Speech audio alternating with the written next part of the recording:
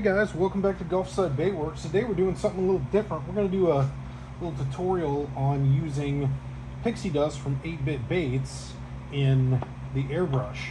So you guys have maybe seen me bring the airbrush out once. I haven't been airbrushing that long. It's been a little less than a year, but I enjoy using 8-bit stuff in the plastics, so I tried it over here. The hollow shift ones, those are just mix and go, no problem, easy. I have messed around a little bit to get these to work.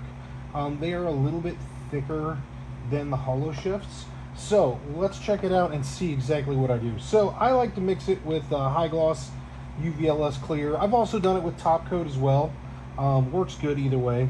So I usually fill these things about halfway up. These are 1 ounce, so that's what I like to do for my base. You know, you got to make sure you're picking a base that's clear, though most airbrush paints can be made clear, so that's not too big of a deal. Now we want to put some reducer in there. I like to take it where it is and bring it up to the 3/4 mark for my airbrush. Now here's the thing with that though, is depending on your airbrush, your size of your airbrush, you might have to mix it up a little bit and put more or less reducer in there, but I want to throw some reducer in there. Now today we're going to use Lynch King PD0012 Lynch King to mix this. I haven't mixed this one yet, so let's check it out. So I'm using the 1/8 teaspoon just because it fits in the hole. I'm going to put quite a few of these in there. I like to do 4 of these usually, so that should give us what, 4 of these makes a 1/2 teaspoon total. You know, and you can go more or less depending on how thick you want your paint to be. I like my paint nice and thick, so that's what I'm gonna do. But you know, that's up to you. Do it however you like. All right, so we got that.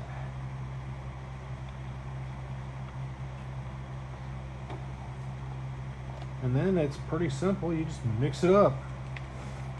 These bottles I'm using, I grabbed on Amazon. I got a bag of like 30 or 40 of them, and it was like 10 bucks. So bottles are simple and easy, no problem there. Get that out of the way.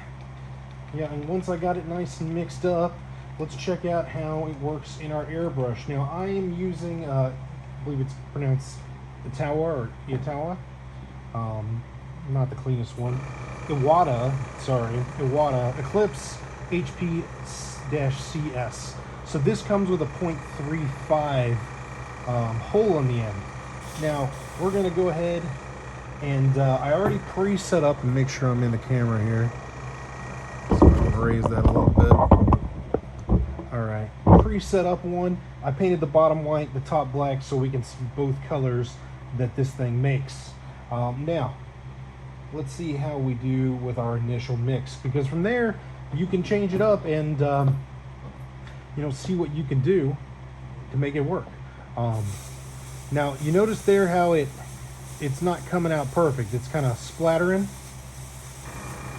and we'll go ahead and paint this side. So from there you got 2 things you can do. You can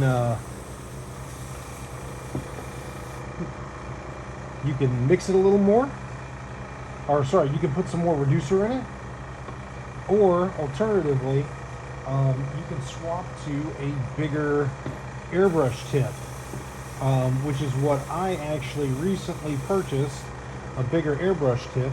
I'm going to clean this out real quick.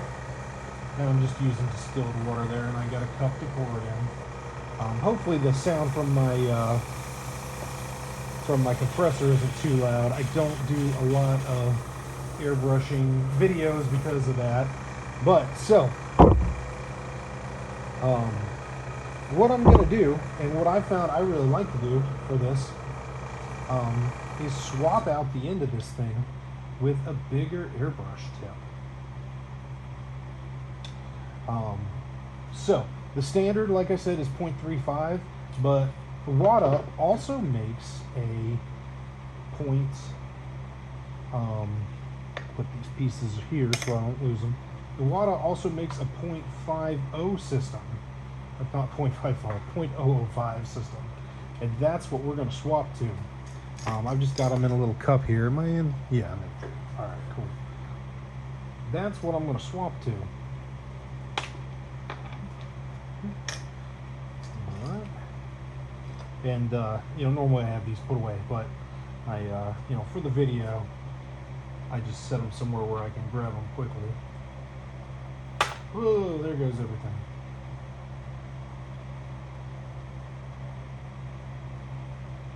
So just like that, I swap out the 3 pieces needed to switch to 0.05. That one, and we have a larger of the needle piece. Tighten it down.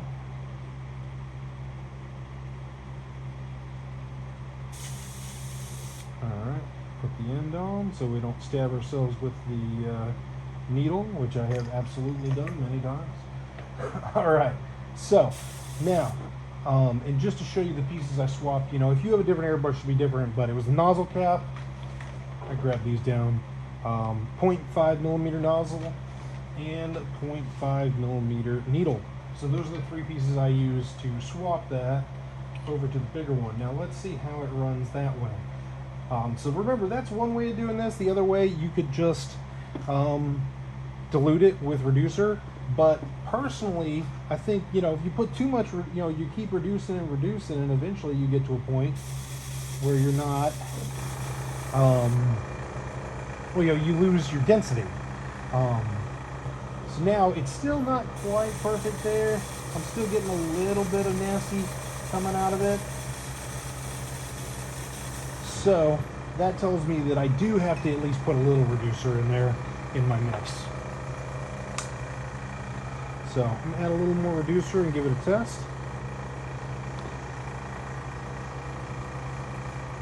And mix it up. So yeah, there's a little bit of trial and error here to find your correct mix. But once you get your correct mix, I'll clean this out and put the one that we just mixed in instead.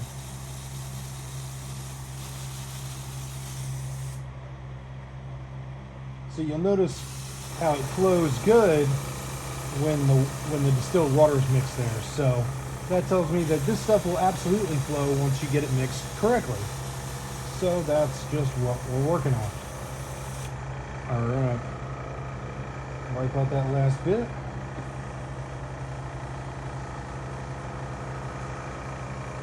And we'll try our new one. Get it through.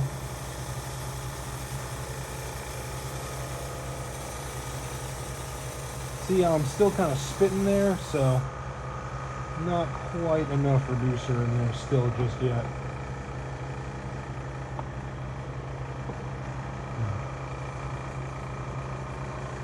Don't want to waste too much of it. It's not the cheapest material, so there we go.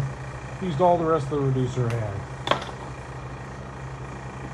So yeah, like I said, for your airbrush, your system, it will be very dependent on what your what ends you have on yours and how much you want to reduce it. So